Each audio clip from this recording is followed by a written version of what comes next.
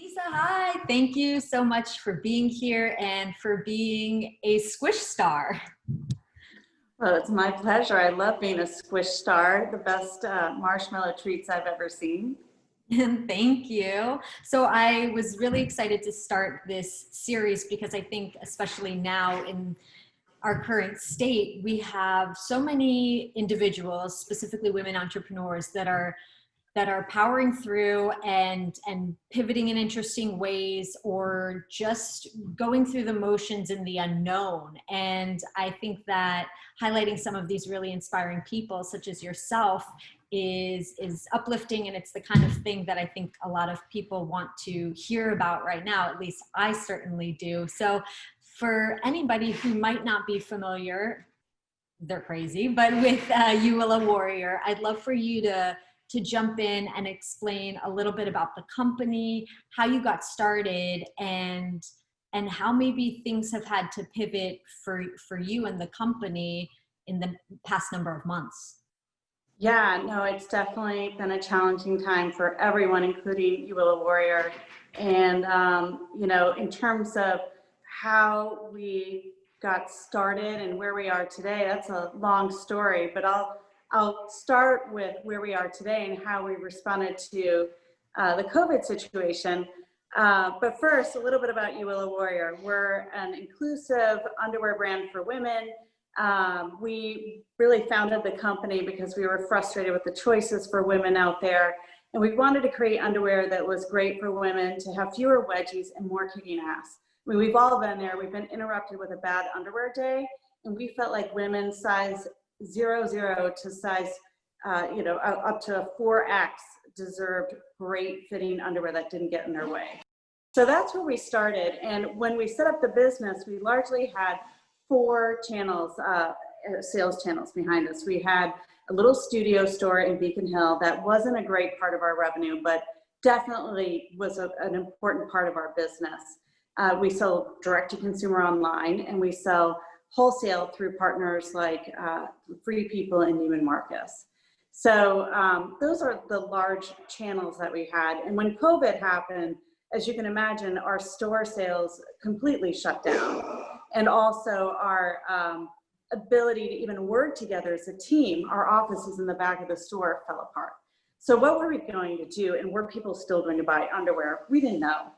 I think we got a little lucky that our category held up well, and we're selling comfort, and women could treat themselves to a $38 pair of underwear. So all of those things ended up working to our advantage, thank goodness. But there still were challenges. And so we had to figure out ways to keep growing our customer base, even though we were largely locked into direct-to-consumer online, and we weren't even sure if the wholesale channel would continue. And so with that, through the Tory Burch Foundation, we saw a lead to be featured on Good Morning America Deals and Steals. So we immediately signed up. They needed someone 4 days later. It was a huge undertaking. And that was really a saving grace because we obtained thousands of new customers that we're now selling back into. And without that stroke of luck and resource that the Tory Burch Foundation really, showed us, we probably would have a little bit of a different story for 2020 for Uwila Warrior. Well, it's so interesting too, right? That such a quick opportunity where you were able to participate. I know a lot of people through similar industries in retail or CPG, whatever vertical they're in, always hope to be on shows like that and showcase their products. But sometimes are apprehensive to do it because of just production schedule and being able to fulfill that. So what was that process like for you? Did you have the inventory because some of these channels were shutting down that you were ready, willing, and able to just jump right into an opportunity like that? Yeah, I mean, first of all, I don't think Good Morning America would have any interest in a 3-person company that sells women's underwear for their deals and steals. They usually deal with larger companies than us. So it's fortuitous that this COVID situation happened and out came an outcrop of support for smaller businesses like ours. So that's the first thing to understand, is that the opportunity came about because of the crisis. And I don't think we would have had this opportunity otherwise. And then in the 4 days leading up to, do we do the deal or not? Yeah, we just received all of this inventory to sell through the spring and summer.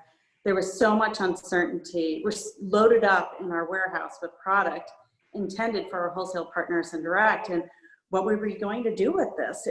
And then thirdly, looking at the economics, you know, with the deals and steals, you do offer 50% discount, but we knew the math behind our wholesale business. And so it was easier for us to get our heads around, okay, this is the math for deals and steals. How does this quickly compare to us selling wholesale? And are we willing to move this inventory? And it became really clear that this was a huge opportunity for us, especially since our warehouse was open and running, which we didn't know if that was going to happen or not, but it did. That was another stroke of luck. Yeah, and I think that all of those things combined really lended to something very special, and like you said, a saving grace, because I know some people, their facilities, their manufacturing facilities were shut down, or they relied on facilities that were overseas that were certainly not able to, export things and really keep up with that demand as well. So I think that all the stars were aligned for you, and rightfully so. So I'm glad that worked out. As far as you mentioned, you have a retail location. Is that something that you still maintain, or did you put that to the side just because of the uncertainties? I know you're in Boston, and I'm not sure what the current rules and regulations there for, shopping in stores are, or if you have any interest in that at this point, seeing now what we've gone through already. Yeah, retail in stores really tough. And I mean, we're lucky if we get 2 sales a week in that store right now. One interesting challenge in the last few months is our lease was up in September 1st. So we had an opportunity to walk away from the store. But what we realized is our store is our office in the back, and COVID's not going to last forever, right? So where are we going to go? Where are we going to work if we get rid of the store lease? So let's put a business model together where we look at the store rent as office rent. We have a home, we have a place, we have branding on a great street in Beacon Hill, but let's just take retail sales to 0 and push on this direct to consumer channel, and to really nurture all the new leads and customers that came through to GMA, and to sell hard into that base of new customers. That's been our playbook and our views on retail. It's going to be challenging to see what next year looks like. We can see companies in retail stores turning off their lights and walking away from their leases left and right on our street. So I don't know what our neighborhood's going to feel like, but we're going to stick it out. We're going to have a long game in mind. We're going to look to 2021 and beyond, and we're going to keep the spot. We're not going to add new locations, and that never has been our plan. We don't want to be a retail bricks and mortar company. But we're here to stay in Beacon Hill for at least the next year or so. I think that's great, and exactly very fortuitous that the lease was ending, so that you didn't have to really grapple with, oh, we've still got 5 years on this lease. What do we do then? Because I think that is precisely why a lot of businesses, around your area and mine here in New York City, are really stressing out, for lack of a better word, because they do still have this time on their lease, and sometimes landlords are being forgiving, sometimes they're not. So that's just an added layer. So to hear that, and that you have a plan for it, is certainly great. We didn't always have a plan for it. It's just, now that we've crossed the line of having to renew the lease, I feel like we have a plan now, but we were back and forth for a while on what to do there. Well, and I think a lot of people too. And I think that this whole time as well has shed a lot of light into different scenarios and situations, and really brought forward what is important, what's working, where do we change things. And I think it's the nudge a lot of people either needed or didn't know that they needed to be able to really realize a lot of those things. Throughout all of this and the ups and downs, what are some things that have helped keep you grounded and allow for a little bit of sanity? Is it a bubble bath? Is it nature? Is it listening to your favorite music? What's been your kind of silver lining and saving grace? Yeah, I also have 3 children. They're in elementary school. So to answer your question, I feel like it's been a gift to have much more time with them and to be more a part of their daily lives from start to finish, whether they're schooling from home that day, and just the togetherness. Like life got really dialed down for us to working and my family, my immediate family, my children, and getting them what they needed. And just dumbing things down and be very simple about what to focus on each day became very cleansing. Like it really was eye-opening how much stuff and travel and distractions that were there.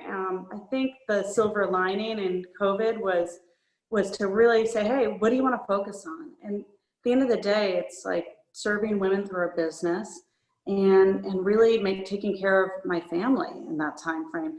And that focus gave me a lot of peace and a lot of purpose and getting up every day and to keep going. I think what was interesting is to watch some of my friends who were alone, from every day for weeks in their apartments. And they don't have my story. I don't know what I would have done in that moment. Maybe I would have relied on wine a lot more. You and a lot of other people, yeah. But, I think given the circumstances I was in, I had to stand up and deal. My workload almost became more in some ways, so. Yes, and I hear that story too, that while, look, everybody's experience is so completely different. Not everybody has the same. Some people were, just chomping at the bit for activities and new hobbies. And then some people are like, I don't think I'll see a new hobby for the next 2 years because I'm more busy now than ever. So certainly everybody's experience has been quite different. I know that we've had, some tougher times, but throughout your career with Uwila Warrior, what would you consider your biggest win? And that can be in any shape or form for you that really is just something to be proud of. Yeah, I think that putting yourself out there with a product and having that product market fit happen, that moment is the victory. So, when we started the company, it was really born out of the frustration of lack of choice and the fatigue over the sex sells. I mean, now it's very clear it was Victoria's Secret pushing the angel marketing and whatnot. And somehow, as someone who'd had 3 children and I still just wanted really nice underwear that fit, where's the product for me? And you have this idea in your head and this problem you want to fix, but you don't know if it's just you or are you really serving a lot of people out there who are searching for the same thing. So it was really scary and intimidating to actually make something and to put it out there. And I think when I first started the business, I used to say, I have a side project. I have a little hobby on the side. And I would downplay it because I was afraid of the failure and afraid of the rejection of this product. And it's been, the victory moment was when we started selling in 2017.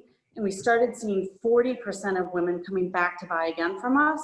And it was like, we're not crazy. This is something everyone is struggling with. And wow, we're actually onto something. And that was the moment where the motivation to keep going and to add more inclusive sizing, we had hit our stride at that moment. We knew our purpose and it wasn't just a small niche, it was larger. And I think that that's incredible and it's validating. So absolutely kudos. And it's a major win. Lisa, I want people to be able to see more of your products and follow along on the journey. So where can people do that? Website, social media handles, plug away. Sure, I'm shameless. UwilaWarrior.com. It's UwilaWarrior. Same with Instagram. Come follow us at Uwila Warrior, Facebook. And then if you would rather purchase through a wholesale partner, you can go to Free People and order there. We're launching in Free People Movement. They actually are opening a store in LA soon, so you can shop in person there if you don't want to shop in our store in Boston. We've got you covered on both coasts. So there's a lot of different ways to find us. We even sell on Amazon. So if you want to use your Amazon account, you can find us with them as well. And we really are channel agnostic. We just want to get the product out where our woman and our customer shops. That's perfect. So basically everywhere. So anybody can find you anywhere, which is amazing, super accessible, whatever your preferred platform is. I would imagine you'd prefer perhaps direct from you, but I guess whatever serves the greater community. Thank you again so much for being a part of this, sharing your story, and for being a Squish Star. Thank you so much for doing this and for supporting so many other women entrepreneurs. I can't thank you enough for the work that you're doing, and it's an honor to be a Squish Star and to be affiliated with your team. Well, that's so kind and I appreciate it, but none of it would be possible without people like yourself. So thank you again, and you guys, check her out.